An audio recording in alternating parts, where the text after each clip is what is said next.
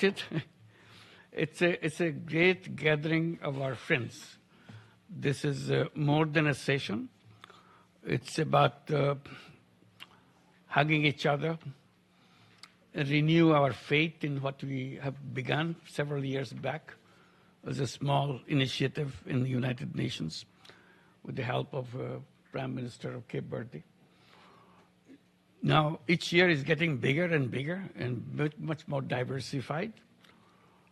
This year, of course, we have many delegations coming from many countries, the friends all over the world, with one goal: what kind of world we want, how to make it happen. And this year it became much more important because literally world is falling apart more than any other years that we have been here. So at this point it becomes extremely important to figure out what we are doing, what we need to do. Bangladesh has set an example. Young people revolted. Let's give a big applause for the young people of Bangladesh.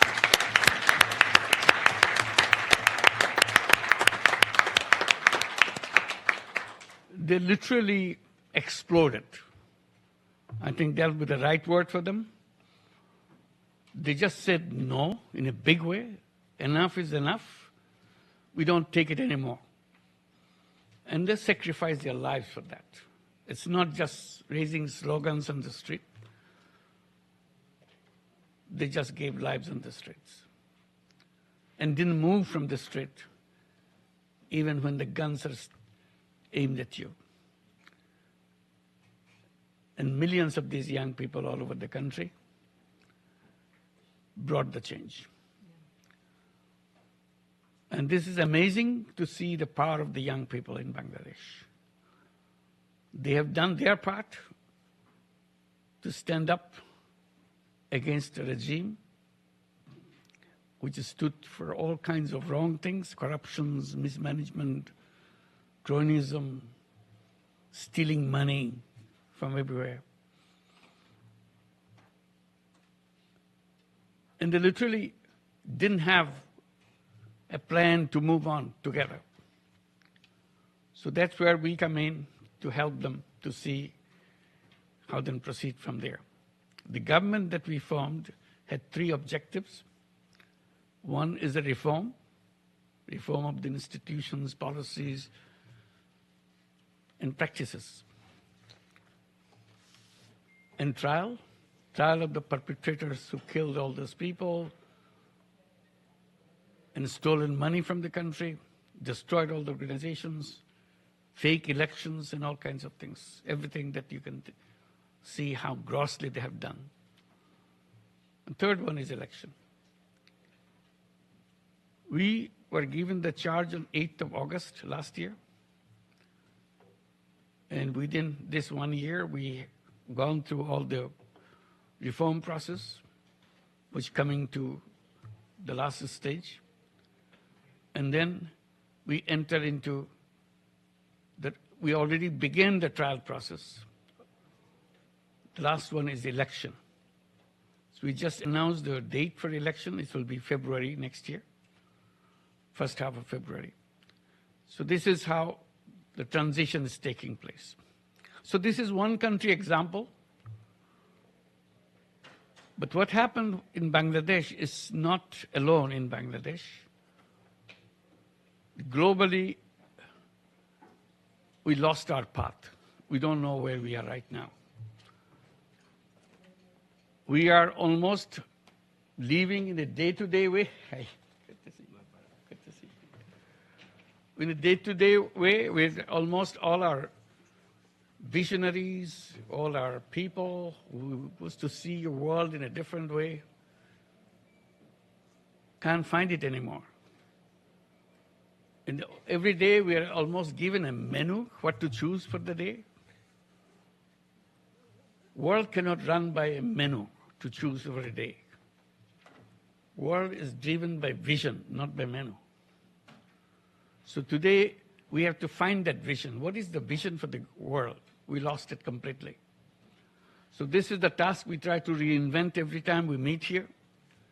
What is the mission? One way we have defined in the past that this is a self-destructive civilization. We have to build a new civilization. And we drew the features of that new civilization. That's what brings us together at the United Nations session of the young people here from around the world.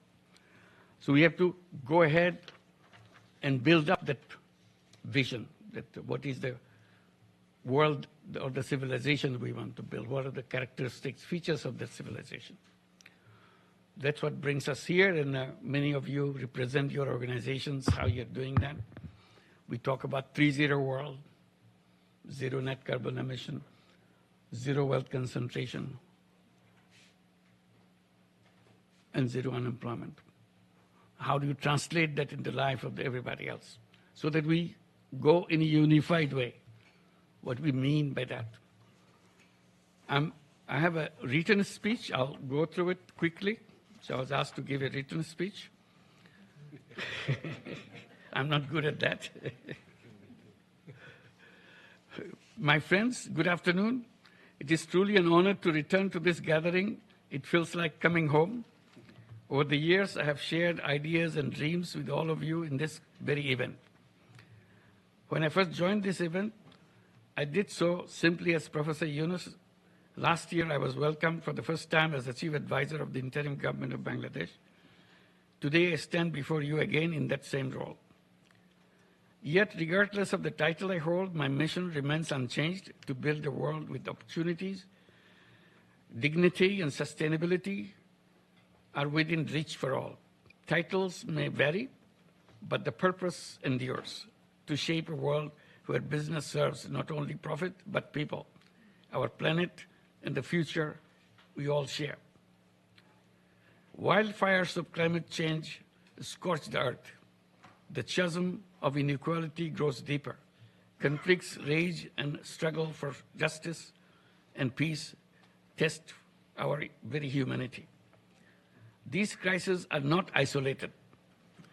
They are intertwined, threads of fragile tapestry, each pulling at each other, shaping the whole of our existence. But let us remember this: the power to mend the tapestry does not lie in the past. It lives in the future we dare to imagine, and the choices we make here and now. The path to a better world is not measured by yesterday's failures. It is built with today's courage, today's action, and today's unwavering commitment to change. My friends, today more than ever, the future stands at crossroad. I was describing it as not a crossroad, it's a completely aimless way we are moving every day. I said it's a menu-driven. Every day we have to pick up something. We don't have a vision. Wildfires of climate change scorch the earth. Inequality deepens. Conflicts rage. The struggle for justice and peace tests our very humanity. These crises are interconnected threads, each pulling at other, shaping the whole of our existence. The power to mend this tapestry does not lie in the past. It lies in the future we dare to imagine, and in the choices we make here and now. The path to a better world is built with today's courage, action, and unwavering commitment. Many countries, including Bangladesh, are preparing to graduate from LDC status amid severe challenges. For Bangladesh, this includes hosting 1.3 million forcibly displaced Rohingyas, managing repeated climate shocks, and navigating global economic turbulence. In such context, reducing UN budgets and shrinking official development assistance would be counterproductive. Instead, the world must redouble efforts to expand international support, provide technical assistance, and ensure a just transition for nations facing heightened vulnerability. But I'm not here to dwell on the gloom. I'm here to propose a shift, a transformation of the system itself. We must move towards an economy that places human well-being, social justice, and environmental stewardship above the narrow accumulation of wealth. This is not utopian ideal. It is necessary evaluation. Every day, every year you see the wealth concentration is just ballooning. It's getting bigger and bigger and bigger, and the rest of the world is getting skinnier, skinnier, hanging on that balloon. We must move towards an economy that places human well-being, social justice, and environmental stewardship above the narrow accumulation of wealth. This is not a utopian ideal, it's a necessary evaluation. At the heart of this new economy lies social business. Social business is not a niche concept. It is a fundamental principle that business can and must exist to make a difference, not just a profit. It began humbly with a $1 loan, but today it has grown into a global movement. From healthcare and renewable energy to education and sports, social businesses are showing that it's possible to tackle the world's most pressing challenges while remaining economically sustainable. Distinguished audience, our current civilization is on a self-destructive path, one defined by endless extraction, consumption, and accumulation. We are endangering the very planet that sustains us. To change course, we must build a new civilization, one motivated not by greed, but by shared commitment to solve human and planetary challenges. In this new world, wealth must be shared, not concentrated. Power held in too few hands weakens the whole of society. And business must be redefined, not as a vehicle for personal profit, but as an engine for social good. This is the promise of social business, and this is how we will truly achieve the Sustainable Development Goals. But this new civilization will not be built by same minds that created the old one. It will be designed and driven by young people, the architects of the future. Unlike previous generations shaped by outdated systems, today's youth see what could be, not just what it is. Their imagination is limitless, and as I often say, where imagination leads, innovations follows. If we can imagine it, we can make it happen. If we don't imagine, it will never happen. Ladies and gentlemen, we stand at the brink of a new technological era, one defined by artificial intelligence, big data, renewable energy, and other transformative innovations. These tools have the power to reshape industries, societies, and the very fabric of human progress. But their promise is paired and profound responsibility. Will these technologies become a blessing for humanity or a source of harm? The answer is not yet written. It will be determined by the choices we make today and by the values we instill in tomorrow's leaders, especially our youth. It is they who must step forward and guide those tools towards common good. When direct responsibility and technologies like AI, blockchain, and Internet of Things can dramatically accelerate our progress towards sustainable development goals, coupled with principles of social business, where profit is reinvested into purpose. They can revolutionize sectors from digital health and education to renewable energy. Dear friends, I speak of the world of 3 zeros: zero net carbon emission, zero wealth concentration to end poverty, zero unemployment, by unleashing creativity for all. I also emphasize on the zero waste and have been a part of the UN Secretary General's Zero Waste Initiative. This is not a dream, it already is becoming reality. That's why we are encouraging young people everywhere to form 3-0 clubs, spaces where individuals become 3-0 people. A 3-0 person commits to living sustainably, minimizing waste, and embracing social entrepreneurship.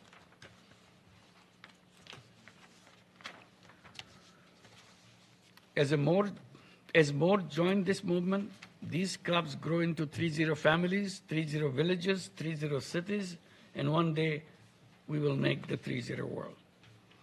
It starts with a single step, but together those steps can change the world. I have always believed this forum is more than a place for speeches.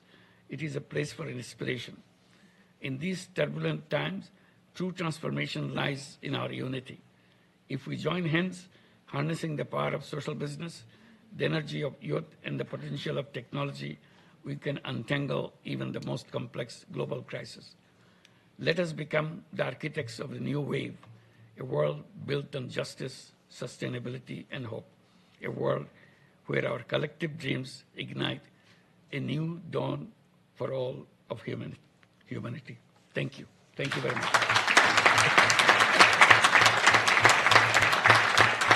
Thank you. Thank you, Excellency.